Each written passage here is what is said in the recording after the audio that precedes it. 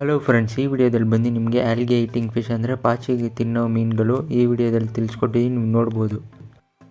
First ಇವಾಗ ನೀವು ನೋಡ್ತಾ ಇರೋದು ಬಂದು ಗೋಲ್ಡನ್ ಆಲ್ಗೆ ಈಟರ್ ಅಂತಾರೆ. ಇದು ಬಂದು ಪಾಚಿ ಮೀನುಗಳು ಅಂತಾರೆ, ಅಂದರೆ ಪಾಚಿಗಳು ತಿನ್ನುತ್ತೆ ಟ್ಯಾಂಕಲ್ಲಿ ಇರೋದನ್ನೆಲ್ಲ.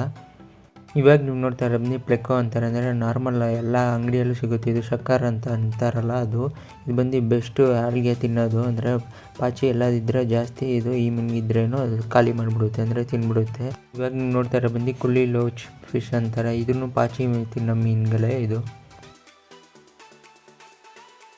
ಇವಾಗ ನೀವು ನೋಡ್ತಾ ಇರೋ ಬಂದು ಸೈಮೀಸ್ ಆಲ್ಗೆ ಈಟರ್ ಅಂತಾರೆ. ಇದನ್ನು ಈ ಮೀನುಗಳನ್ನೆಲ್ಲ ಜಾಸ್ತಿ ಪ್ಲಾಂಟೆಡ್ ಟ್ಯಾಂಕಲ್ಲಿ ಯೂಸ್ ಮಾಡ್ತಾರೆ, ಯಾಕಂದರೆ ಜಾಸ್ತಿ ಆಲ್ಗೆ ಫಾರ್ಮ್ ಆದರೆ ಇದು ಬಂದು ತಿನ್ಬಿಡುತ್ತೆ. ಇವಾಗ ನೀವು ನೋಡ್ತಾ ಇರೋ ಬಂದು ಹಿಲ್ ಸ್ಟ್ರೀಮ್ ಲೋಚ್ ಫಿಶ್ ಅಂತಾರೆ. ಇದನ್ನು ಪಾಚಿ ತಿನ್ನೋ ಮೀನುಗಳೇ. ಇದನ್ನು ಇಲ್ಲ ಕಲ್ಲುಗಳಲ್ಲಿ, ಅಂದರೆ ಕೆಳಗಡೆ ಜಾಸ್ತಿ ಇರುತ್ತಲ್ಲ ಪಾಚಿಗಳು, ಈ ಮೀನುಗಳು ಜಾಸ್ತಿ ತಿನ್ನುತ್ತೆ. ನೀವು ನೋಡ್ತಾ ಇರೋದು ಬಂದು ಇದು ಚೈನೀಸ್ ಆಲ್ಗೆ ಈಟರ್ ಅಂತಾರೆ. ಇದನ್ನು ಪಾಚಿ ತಿನ್ನೋ ಮೀನುಗಳೇ. ಇದು ಜಾಸ್ತಿ ಪ್ಲಾಂಟೆಡ್ ಅಕ್ವೇರಿಯಮಲ್ಲಿ ಮತ್ತು ನಾರ್ಮಲ್ ಅಕ್ವೇರಿಯಮ್ ಯೂಸ್ ಮಾಡ್ಬೋದು.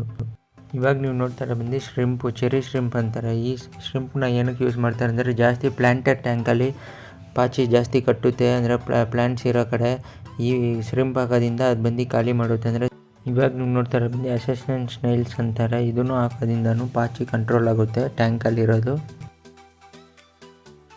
ಇವಾಗ ನೀವು ನೋಡ್ತಾ ಇರೋ ಬಂದು ನೆರೆಡ್ ಸ್ನೇಲ್ ಅಂತಾರೆ. ಇದನ್ನು ಚಿಕ್ಕ ಚಿಕ್ಕ ಕಲ್ಲಿರೋ ಪಾಚಿನೆಲ್ಲ ತಿಂದು ಖಾಲಿ ಮಾಡುತ್ತೆ, ಟ್ಯಾಂಕ್ ಕ್ಲೀನಾಗಿ ಇಟ್ಕೊಳುತ್ತೆ. ಟ್ಯಾಂಕಲ್ಲಿ ಬಂದು ಆಲ್ಗೆ ಅಂದರೆ ಪಾಚಿ ಜಾಸ್ತಿ ಇದ್ದರೆ ಈ ಮೀನುಗಳನ್ನ ಟ್ರೈ ಮಾಡ್ಬೋದು, ಅಂದರೆ ನಿಮ್ಮ ಟ್ಯಾಂಕಲ್ಲಿ. ಮತ್ತು ಸ್ನೇಲ್ಸ್ನಲ್ಲೂ ಬಿಡ್ಬೋದು ಪ್ಲಾಂಟೆಡ್ ಟ್ಯಾಂಕ್ ಹಂಗಿದ್ರೆ. ಮತ್ತು ಶ್ರಿಂಪ್ನ ಬಂದು ಪ್ಲಾಂಟೆಡ್ ಟ್ಯಾಂಕಲ್ಲೇ ಬಿಡಬೇಕು, ಏನಕ್ಕಂದರೆ ಬೇರೆ ಮೀನು ಜೊತೆ ಬಿಟ್ಟರೆ ಅದು ಶ್ರಿಂಪ್ ತಿನ್ಕೊಂಡ್ಬಿಡುತ್ತೆ. ಈ ಮೀನುಗಳು ಬಿಡೋದ್ರಿಂದ ನಿಮಗೆ ಬಂದು ಆಲ್ಗೆ ಅಂದರೆ ಪಾಚಿ ಬಂದು ಕಂಟ್ರೋಲ್ ಆಗುತ್ತೆ ನಿಮ್ಮ ಟ್ಯಾಂಕಲ್ಲಿ.